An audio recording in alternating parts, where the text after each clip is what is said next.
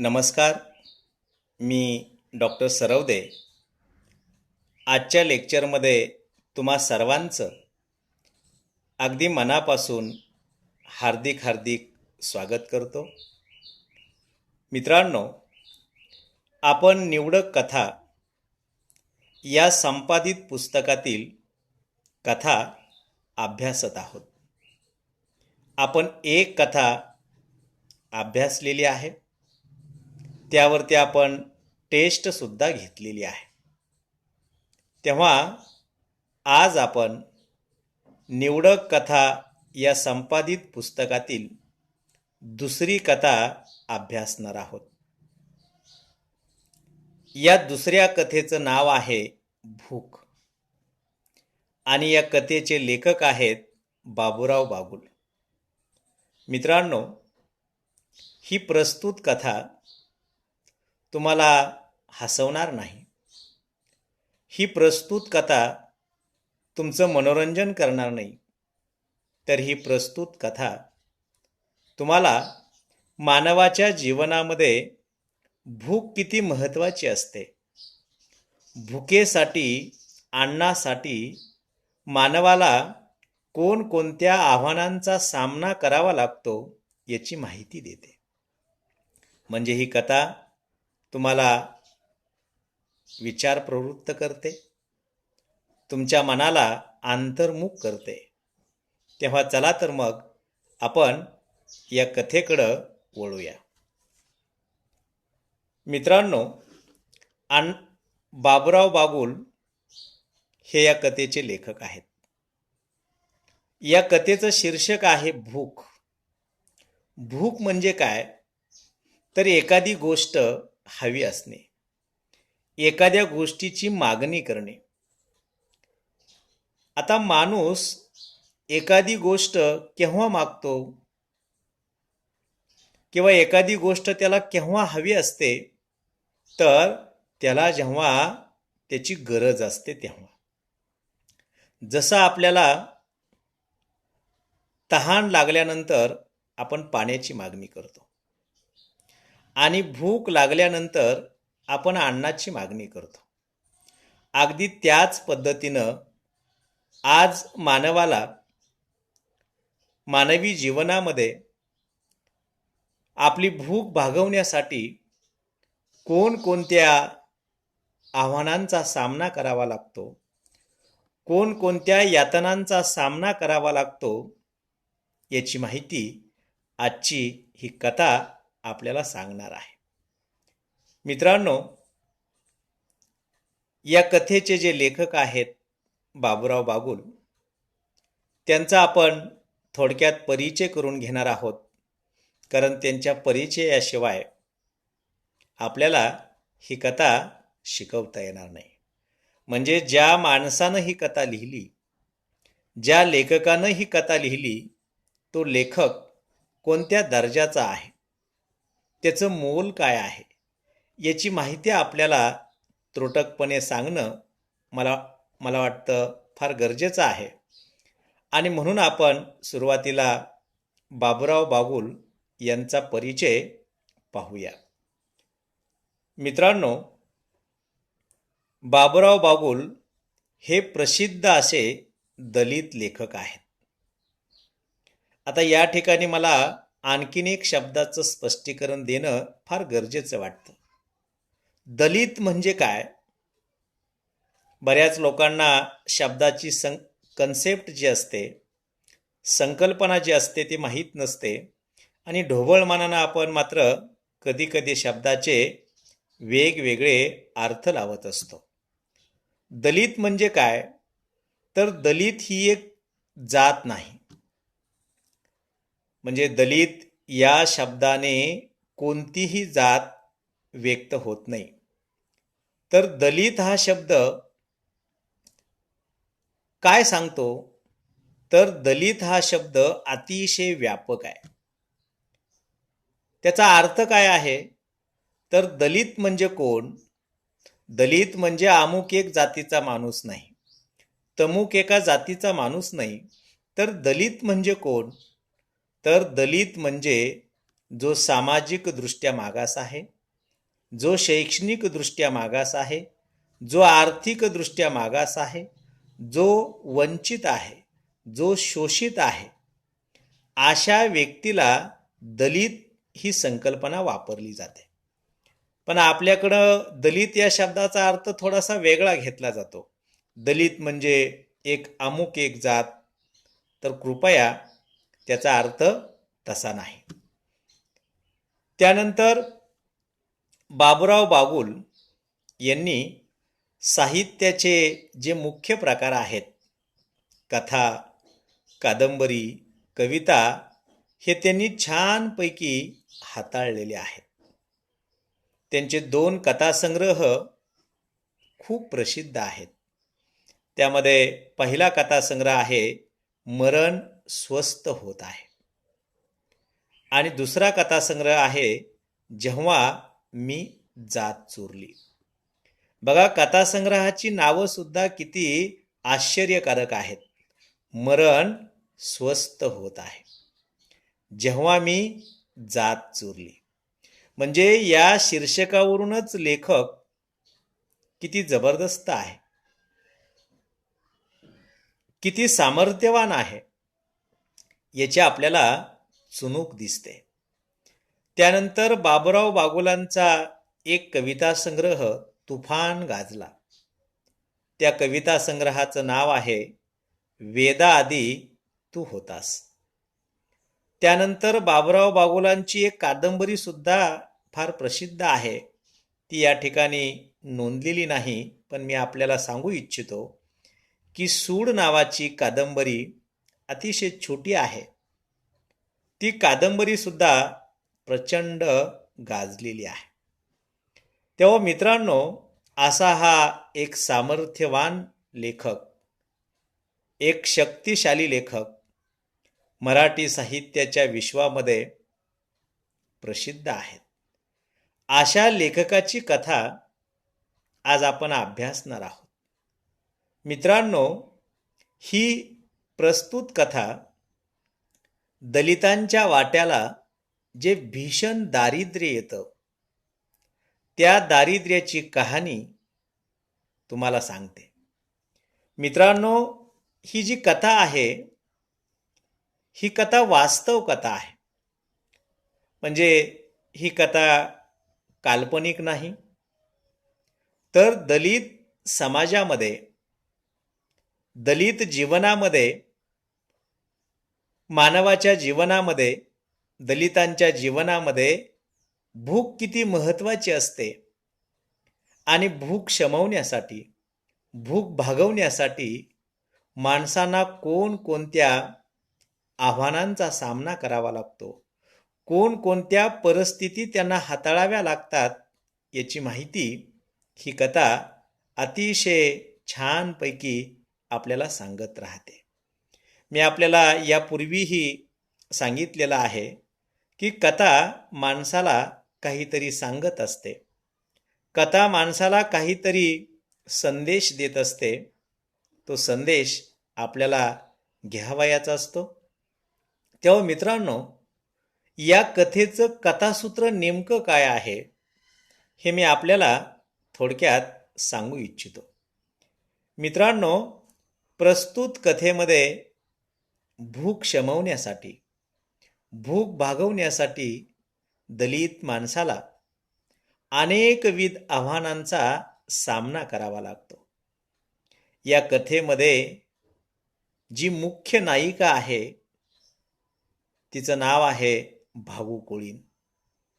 या भागू कोळींच्या जिव्हाळ्याची, भागू कोळींच्या प्रेमाची अनेकविध रूपे तुम्हाला या कथेच्या माध्यमातून पाहायला मिळतात. आईचं मन कसं असतं, आईच्या मनाची जी विविध रूपे आहेत, ती विविध रूपे तुम्हाला या भागूच्या रूपानं, या भागू कोळींच्या रूपानं तुम्हाला पाहायला मिळणार आहेत. तेव्हा मित्रांनो, या कथेतलं जे जीवन आहे ते काल्पनिक नाही, तर या कथेतलं जे जीवन आहे ते वास्तव आहे. त्यानंतर या कथेमध्ये जी मुख्य पात्र आहेत त्या पात्राबद्दल मी आपल्याला थोडक्यात सांगणार आहे. या कथेमध्ये कोणकोणती पात्र आहेत, कोणकोणत्या व्यक्तिरेखा आहेत, त्यावरती आपण एक नजर टाकूया. या कथेतलं मुख्य पात्र आहे भागू कुळीन, जी मासे विकत असते. या कथेतलं दुसरं पात्र आहे भिका, जो भागूचा मोठा मुलगा आहे. त्यानंतर या कथेतील तिसरी व्यक्तिरेखा आहे ती म्हणजे सटवा. सटवा हा भागूचा अतिशय छोटा मुलगा आहे.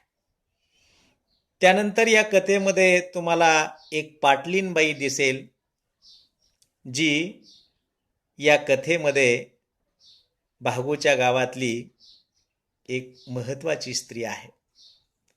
त्यानंतर याच कथेमध्ये तुम्हाला आणखीन एक व्यक्तिरेखा दिसेल, ती म्हणजे नानाजी, जो भागूच्या गावातला दुकानदार आहे. तेव्हा मित्रांनो, अशी ही या कथेतली मुख्य पात्र आहेत. आणि आता आपल्याला या कथेचं जे कथानक आहे ते कथानक आपल्याला पहावयाचं आहे. मित्रांनो,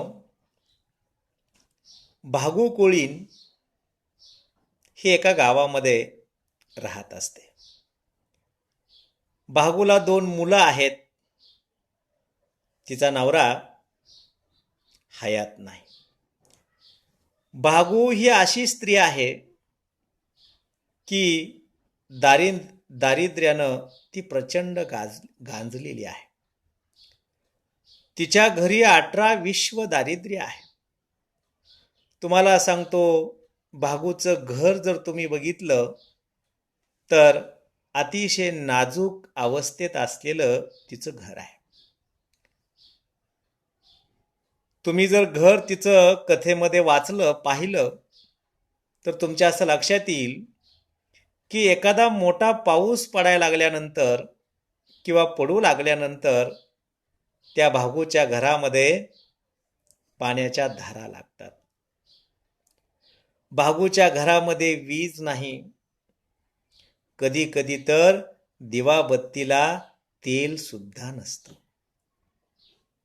भागूला 2 मुलं आहेत. मोठ्याचं नाव भिका आणि छोट्याचं नाव सटवा आहे. मित्रांनो, या भागूकडं जगण्यासाठी कायमस्वरूपी असं कोणतंही साधन नाही. भागू काय करते, तर भागू नदीवरती मासे धरते, ते सुद्धा पावसाळ्यामध्ये. आणि त्या मासे विक्रीतून जे पैसे येतात त्या पैशातून ती 2 वेळची भाकरी मिळवते.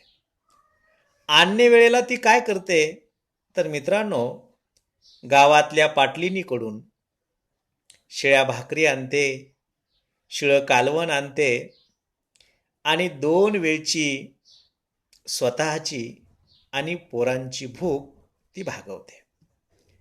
तुमच्या लक्षात आलं असेल की भागू ही काय चीज आहे.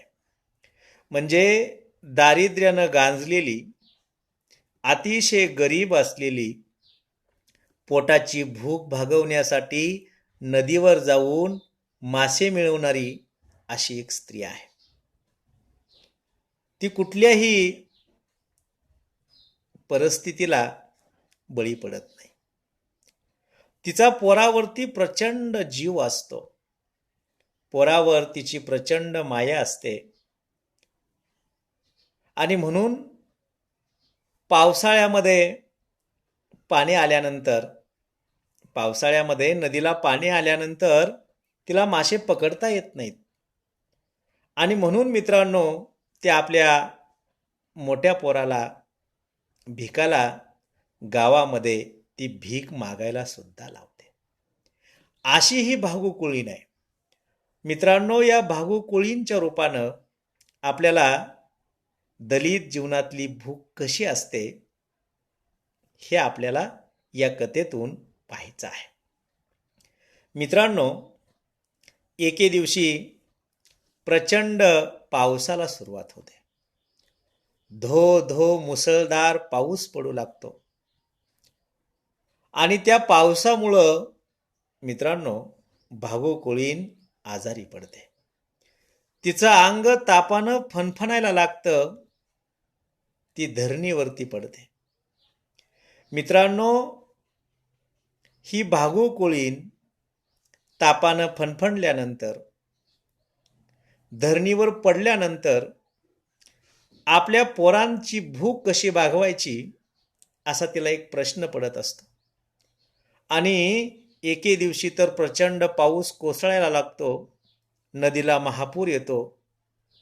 मासे कसे पकडायचे? मासे पकडले तर ते विकले जातील आणि मासे विकले तर पोरांची आणि स्वतःची भूक भागवता येईल. पण मित्रांनो, एक दिवस तिच्या आयुष्यामध्ये असा येतो की मुसळधार पाऊस पडायला लागतो. ती तापानं फणफणते. तिचं डोकं गरगरायला लागतं आणि ती धरणीवर पडते. मित्रांनो, अशा वेळेला आईचा जीव कसा असतो बघा. आईची माया कशी असते बघा. आईचं वात्सल्य कसं असतं बघा. की अनेक वेळेला तो भिकू गावामधून अन्नाची भीक मागून तो आपली भूक भागवत असतो. पण पावसाळ्यामध्ये मात्र त्यांना मासे मिळत असतात. ते मासे विकत असतात. पण पावसाळ्यामध्ये भीक कशी मागायची? आई तर आजारी पडलेली आहे. शेवटी आई त्या भिकूला म्हणते की भिकू, त्या पाटलिनीच्या घरी जा. काहीतरी शिळं अन्न, काही शिळ्या भाकरी, काही शिळं कालवण ती तुला देईल. मी या क्षणी नदीवर मासे पकडायला जाऊ शकत नाही. मासे आणायला जाऊ शकत नाही. तेव्हा तू काय कर, पाटलिनीच्या घरी जा आणि शिळ्या भाकरी, शिळं कालवण तू घेऊन ये.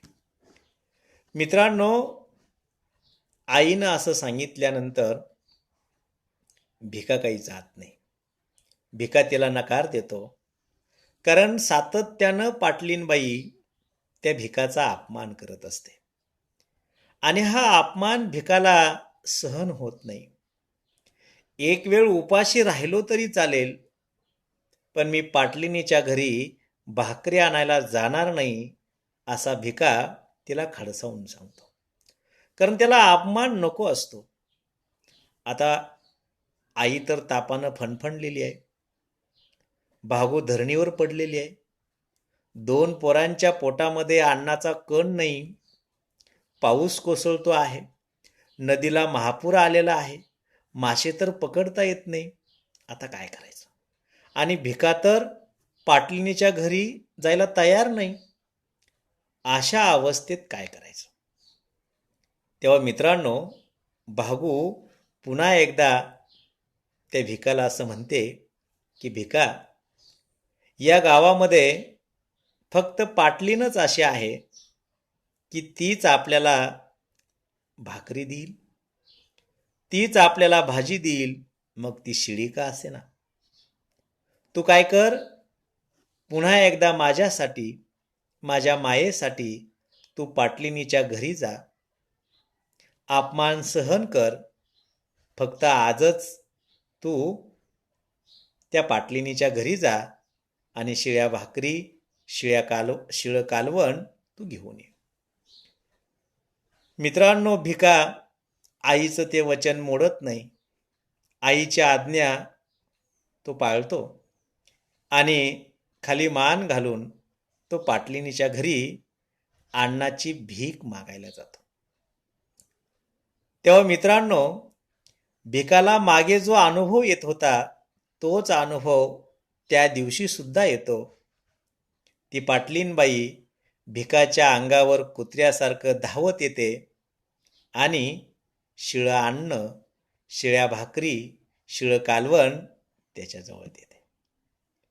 आणि मग कसा बसा तो मुसळधार पाऊस असलेला दिवस, त्या दिवसाची रात्र त्या शिळ्या अन्नावरती ते घालवतात. मित्रांनो, जसा दिवस उगवतो तसा या भागूला चिंता वाटते. म्हणजे प्रत्येक उगवता सूर्य, प्रत्येक उगवता दिवस तिच्यासाठी चिंता जन्माला घेऊन येतो. कारण भूक भागवायची कशी, 2 वेळचं भागवायचं कसं? पाऊस उघडलेला असतो. तुम्हाला सांगतो मित्रांनो, ही भागू अंगामध्ये ताप असून सुद्धा, डोकं फणफणत असून सुद्धा ती घरातल्या खुंटीवरचं जाळं घेते, 2 पोरांना सोबत घेते. एक छोटा सटवा जो आहे तो तर फार लहान आहे, त्याला सुद्धा ती सोबत घेते आणि नदीवरती मासे आणायला जाते. मित्रांनो, बघा आईची माया कशी असते. थोरला भिका तर त्यांनी खडसावून सांगितलेलं असतं की मी पुन्हा त्या पाटलिनीच्या घरी भीक मागायला जाणार नाही. आजचं वचन मी तुझं पाळतो, पण मी परत कधीच जाणार नाही. मित्रांनो, अशा अवस्थेमध्ये भिकाची आई भागू विचार करते आणि आपल्या अंगातलं दुखणं जे आहे ते बाजूला ठेवते, दूर ठेवते आणि आपल्या पोरासाठी, आपल्या पोरांच्या भुकेसाठी आजारपण सोबत घेऊन त्या नदीवरती मासे पकडायला जाते. मित्रांनो, पण नदीवरती मासे पकडायला गेल्यानंतर तिथं एक भयंकर घटना घडते. मित्रांनो, ही भयंकर घटना काय आहे ती जशी तुम्हाला ऐकायची आहे तशीच मला सुद्धा तुम्हाला सांगायची आहे. तुर्तास आज आपण इथेच थांबूया. धन्यवाद.